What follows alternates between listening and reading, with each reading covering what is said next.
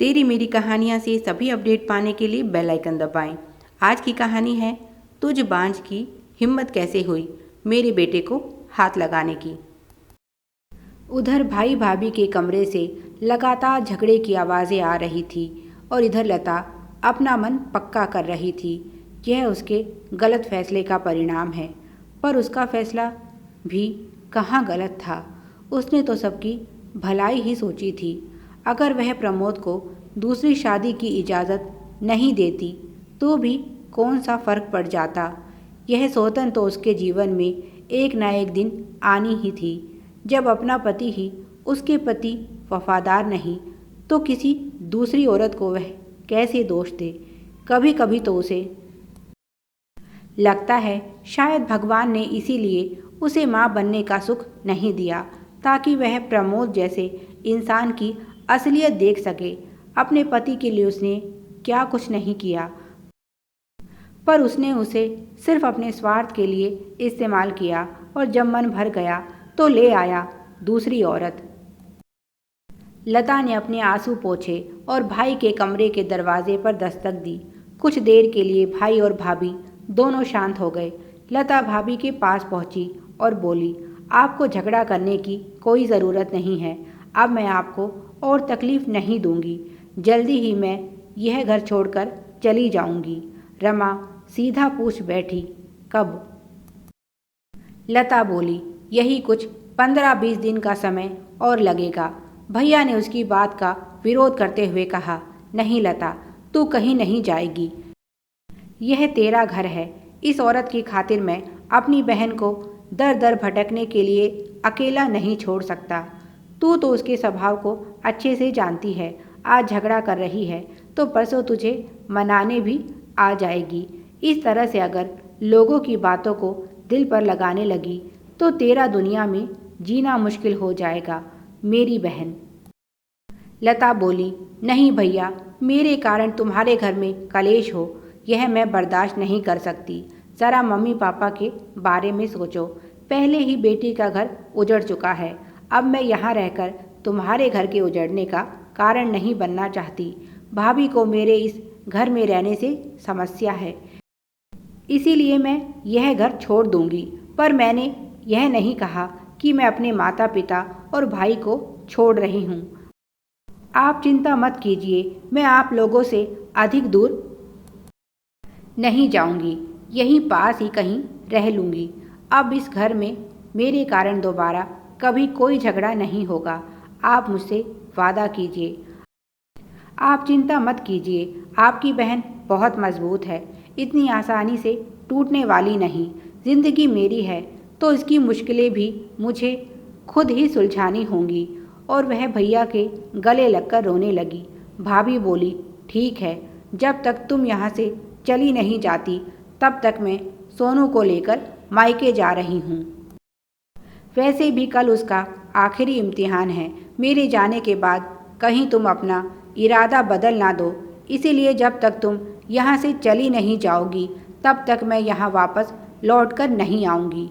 अगर अपने भाई का घर बसा हुआ देखना चाहती हो तो अपना वादा निभाना, नहीं तो अपने साथ साथ भाई के तलाक का केस लड़ने के लिए भी तैयार रहना। और रमा मुंह बनाकर कमरे से बाहर चली गई। माँ बाप भी उसके इस फैसले पर खामोश रहे, क्योंकि इस घर की सुख शांति के लिए शायद यही सही था। जैसे ही स्कूलों में नया सत्र शुरू हुआ, लता ने स्कूल ज्वाइन कर लिया और घर से कुछ ही दूरी पर एक कमरे को किराए पर लेकर रहने लगी। वह घर नहीं आती थी। भाई और माता पिता ही उससे मिलने के लिए जाते थे। अब रमा भी खुश थी और धीरे धीरे घर के माहौल में परिवर्तन आ रहा था। अब तनाव कम हो गया था। भैया भाभी से नाराज तो बहुत थे, पर लता की खातिर चुप रहते, क्योंकि अगर उसे पता चलता कि उसके जाने के बाद भी घर में लड़ाई झगड़े खत्म नहीं हुए तो उसे बहुत दुख होता और वह अपनी बहन को इससे अधिक दुखी नहीं देख सकते थे। लता जिस स्कूल में पढ़ाने जाती थी उसी स्कूल में आलोक पीटी टीचर थे। कुछ ही दिनों में दोनों में अच्छी मित्रता हो गई। आलोक जी की कहानी भी लता की तरह दुख भरी थी। उनके बड़े भैया फौज में थे और उनकी शहादत के बाद उन्हें मजबूरी में अपनी भाभी से शादी करनी पड़ी।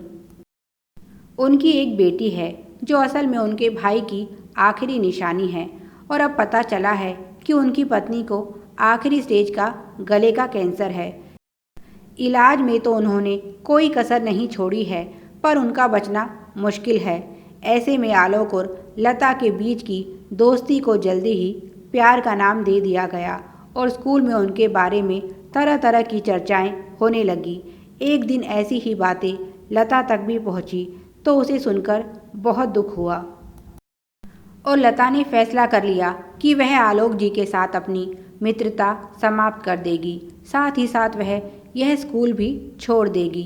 पर आलोक जी बोले, लता जी, यह आपका निजी फैसला है, इसमें मैं कुछ नहीं कह सकता, पर इतना अवश्य कहूँगा कि कब तक आप दूसरों के अनुसार चलती रहेंगी।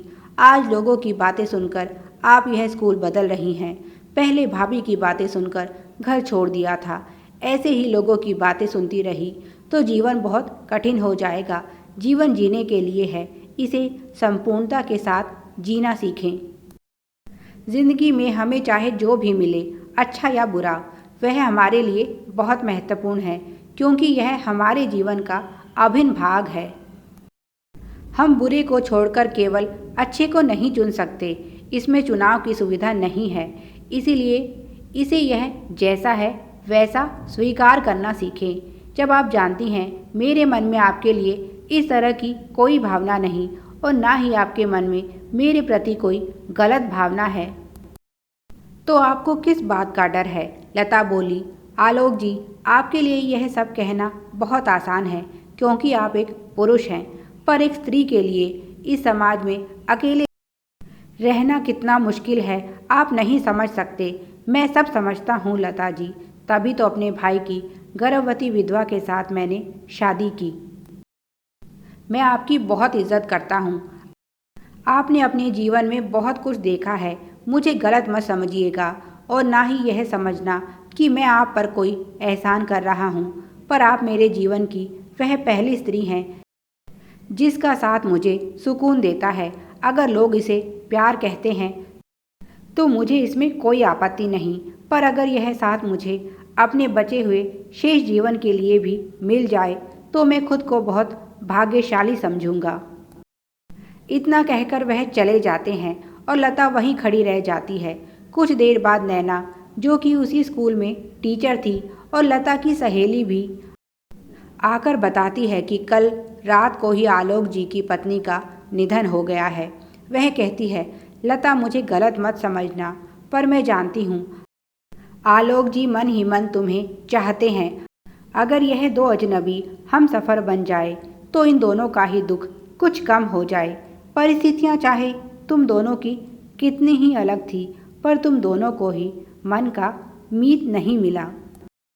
मैंने उनकी आंखों में तुम्हारे लिए एक फिक्र, एक दर्द देखा है, और जब तुम नहीं आती उस दिन तुम्हारे लिए एक तरह की बेचैनी भी देखी है। तुम्हारी भी उनके प्रति जो सहानुभूति है वह अगर प्यार नहीं है तो प्यार से कुछ कम भी नहीं है। तुम दोनों एक ही नाव के सवार हो। तुम दोनों की ही शादियों का वह परिणाम नहीं निकला जिसकी शायद तुमने आशा की थी। एक असफल शादी की पीड़ा क्या होती है तुम दोनों ही अच्छी तरह से समझते हो, और तुम तो अच्छी तरह से जानती हो आलोक जी को तो कभी पत्नी का सुख नसीब नहीं हुआ।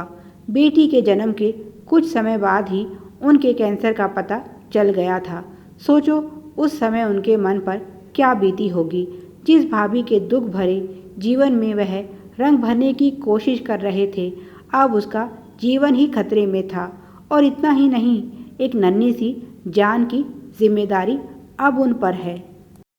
शायद वे अपने मुंह से कभी कह ना पाएं, पर तुम ही उनका पहला प्रेम हो।